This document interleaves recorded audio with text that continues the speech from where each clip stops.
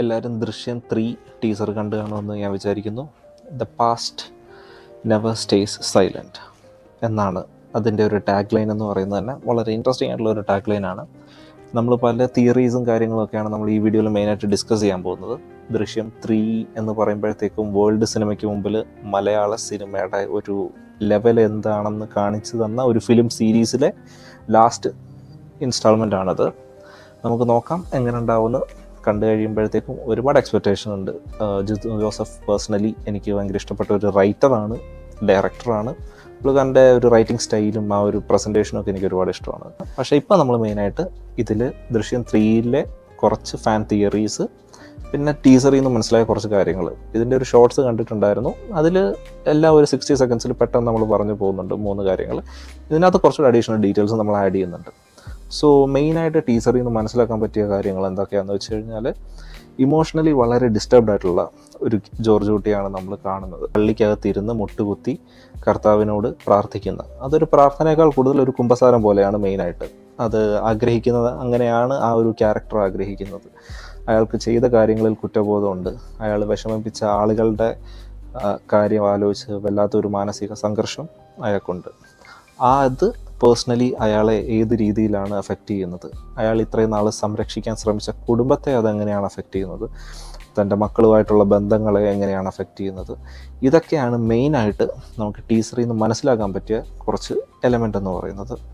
വേറൊരു കാര്യം ടീസറിൽ നിന്ന് കുറച്ചുകൂടെ എവിഡൻ്റ് ആയിട്ട് നിൽക്കുന്നത് എന്താണെന്ന് വെച്ചാൽ, പുതിയതായിട്ടുള്ള ക്യാരക്ടേഴ്സ് വളരെ കുറവാണ്, അല്ലെങ്കിൽ ഇല്ല എന്ന് പറയാം.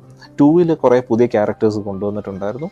അതിൻ്റെ ഒരു ക്യാരക്ടർ പോലും അനാവശ്യമായിട്ടില്ല, എല്ലാം ആവശ്യമുള്ളത് തന്നെയായിരുന്നു. പക്ഷേ 3ലേക്ക് വരുമ്പോൾ 1ലും 2ലും ഉണ്ടായിരുന്ന ക്യാരക്ടർ ബേസ് അതുപോലെ തന്നെ മെയിൻറ്റെയിൻ ചെയ്ത് എക്സിസ്റ്റിംഗ് ആയിട്ടുള്ള ആളുകളെ വെച്ചിട്ടാണ് 3 പ്ലാൻ ചെയ്തിരിക്കുന്നത് എന്ന് ടീസർ കാണുമ്പോൾ നമുക്ക് മനസ്സിലാകുന്നുണ്ട്. അതുപോലെ തന്നെ ഡയറക്ടറും അത് പറഞ്ഞിട്ടുണ്ട്. പുതിയതായിട്ട് ആരെയും പുള്ളിക്കാരൻ അതിലേക്ക് കൊണ്ടുവരാൻ ശ്രമിച്ചിട്ടില്ല എന്നുള്ളൊരു കാര്യം.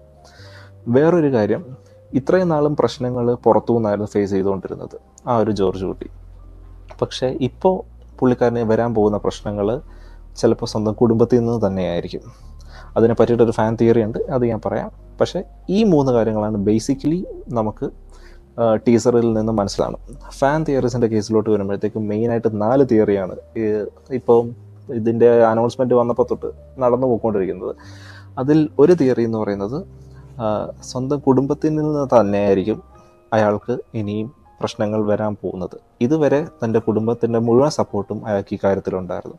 പക്ഷേ ഇനി 3ലോട്ട് വരുമ്പോഴത്തേക്കും തൻ്റെ കുടുംബത്തിലെ തന്നെ ഒരാൾ തന്നെ വഞ്ചിക്കും, ഈ ഉണ്ടായ സത്യങ്ങളൊക്കെ പുറത്ത് പറയും, ഒപ്പം നിൽക്കില്ല, തൻ്റെ എതിരെ നിൽക്കാൻ പോകുന്നത് സ്വന്തം കുടുംബത്തിൽ നിന്ന് തന്നെ ഒരാളായിരിക്കും എന്നുള്ളതാണ് തിയറി. എസ്പെഷ്യലി തിയറി മെയിനായിട്ട് അതിൽ ഏറ്റവും കൂടുതൽ എടുത്തു പറയുന്നത് ഇളയ മോളുടെ അനുമോൾ ചെയ്യുന്ന ഒരു ക്യാരക്ടർ ആണ്. അപ്പോൾ പുള്ളിക്കാരിയുടെ എസ്തർ അനിൽ ചെയ്യുന്ന ഒരു ക്യാരക്ടറാണ്.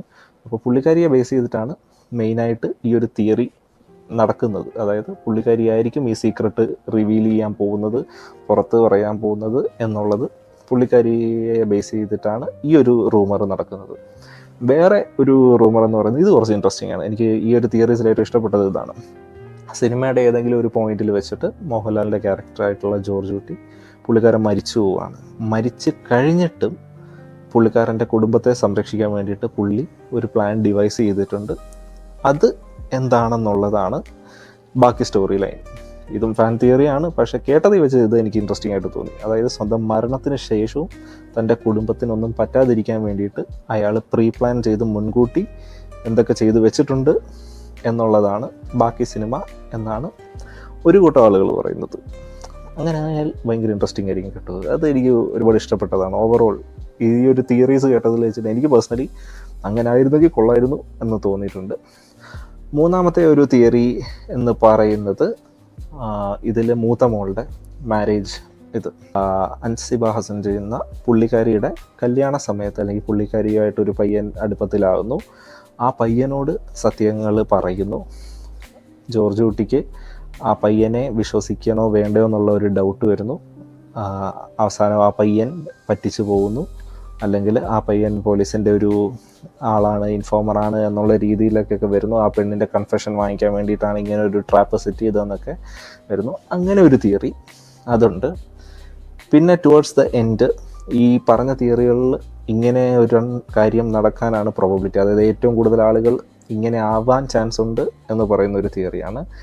അതായത് പുള്ളിക്കാരൻ ചെയ്ത തെറ്റുകുറ്റങ്ങൾ പുള്ളിക്കാരനെ വേട്ടയാടാൻ വരുന്നു. അതായത് ഇത്രയും നാളും ചെയ്തത് ഒരു രീതിയിലല്ലെങ്കിൽ മറ്റൊരു രീതിയിൽ അയാൾക്ക് തൻ്റെ കുടുംബത്തിലുള്ള ഒരാളെ നഷ്ടമാകുന്നു. ആ തിയറി ഭയങ്കര വേഗമാണ് സത്യത്തിൽ.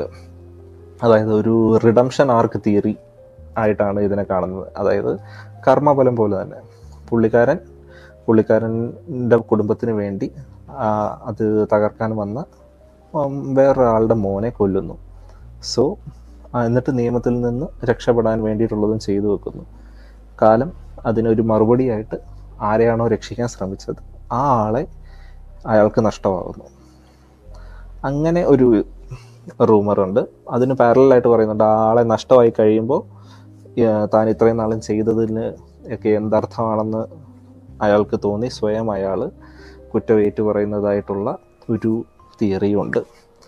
അപ്പോൾ ഇതൊക്കെയാണ് മെയിനായിട്ട് തിയറീസ് ദൃശ്യം 3യെ പറ്റി ഇങ്ങനെ കറങ്ങിക്കൊണ്ടിരിക്കുന്നത്. ചിലതൊക്കെ നടക്കാതിരിക്കാം. ഓക്കെ, ജിത്തു ജോസഫ് ആയതുകൊണ്ട് പുള്ളിക്കാരൻ്റെ സ്ക്രിപ്റ്റിംഗ് ലെവലിൽ ഞാൻ ഒരുപാട് എക്സ്പെക്റ്റ് ചെയ്യുന്നുണ്ട്. പക്ഷേ പുള്ളി തന്നെ പറയുന്നുണ്ട് ഇമോഷണൽ ഡെപ്ത് വൈസ് ദൃശ്യം 1 കൂടുതൽ കണക്റ്റ് ആകുന്നത്. 2ൻ്റെ അത്ര റെസംബ്ലൻസ് 3-ലില്ല. അതായത് 2-ൽ കുറച്ച് ഗൂസ് ബംസ് എഫക്റ്റ് വരുന്ന കുറച്ച് സീനുകൾ ഉണ്ടായിരുന്നു. ആ ഒരു ക്ലൈമാക്സ് കോർട്ട് റൂം സീൻ ഇതൊക്കെ കാണുമ്പോൾ നമുക്കൊരു ഈ ഒരു ലെവൽ ലാലേട്ടൻ്റെ ഒരു പ്രസൻസ് നമുക്ക് വല്ലാതെ ഫീൽ ചെയ്യാൻ പറ്റുമായിരുന്നു. പക്ഷേ 3-ലോട്ട് വരുമ്പോൾ കുറച്ചുകൂടി emotional side of the character, അതാണ് പുള്ളിക്കാരനിൽ നിന്ന് നമ്മൾ എക്സ്പെക്റ്റ് ചെയ്യാൻ പാടുള്ളത് എന്നാണ് ജിത്തു ജോസഫ് തന്നെ പല ഇൻ്റർവ്യൂസിലും ഇതിലായിട്ടൊക്കെ പറഞ്ഞിട്ടുള്ളത്. സോ നമുക്ക് നോക്കാം. മെയ് 21 അങ്ങനെയാണ്, ആ ഒരു 20-ാം തീയതി തൊട്ടാണ് അതിൻ്റെ റിലീസ് ഡേറ്റ്. ഇപ്പോൾ ആസ് ഓഫ് നൗ ചില സൈറ്റുകളിലും സിനിമ തിയേറ്റേഴ്സിൻ്റെ ഒക്കെ സൈറ്റുകളിലൊക്കെ പ്രെഡിക്റ്റ് ചെയ്തിരിക്കുന്നത്. നമുക്ക് നോക്കാം, തീർച്ചയായിട്ടും വരട്ടെ. വളരെ നല്ലൊരു സിനിമയായിരിക്കട്ടെ. മലയാള സിനിമയ്ക്ക് വേൾഡ് സിനിമയ്ക്ക് മുൻപിൽ എടുത്തു വച്ച് കാണിക്കാൻ പറ്റിയ റെക്കോർഡ് ബ്രേക്കിംഗ് ആയിട്ടൊക്കെ ഉള്ളൊരു സ്റ്റാൻഡേർഡൈസ്ഡ് സിനിമ ആയിരിക്കട്ടെ. റെക്കോർഡ്സ് കളക്ഷൻസൊക്കെ ബ്രേക്ക് ചെയ്യട്ടെ, അതൊക്കെ എൻ്റെ ആഗ്രഹമാണ്. പക്ഷേ ഓവറോൾ ദാറ്റ് ദൃശ്യം എന്ന ബ്രാൻഡിങ്ങിൻ്റെ ആ ഒരു ആപ്റ്റായിട്ടുള്ള ഒരു ടൈലൻറ്റ് കൊടുക്കുന്ന ഒരു സിനിമയാവണം എന്നാണ് എൻ്റെ ആഗ്രഹം പേഴ്സണലി. സോ നമുക്ക് വെയിറ്റ് ചെയ്യാം. കണ്ടു കഴിഞ്ഞിട്ട് നിങ്ങളെല്ലാവരും അഭിപ്രായം ആ സമയത്ത് ഞാൻ റിവ്യൂ ഇടാം. അപ്പോൾ നിങ്ങൾ പറയും. Okay, by.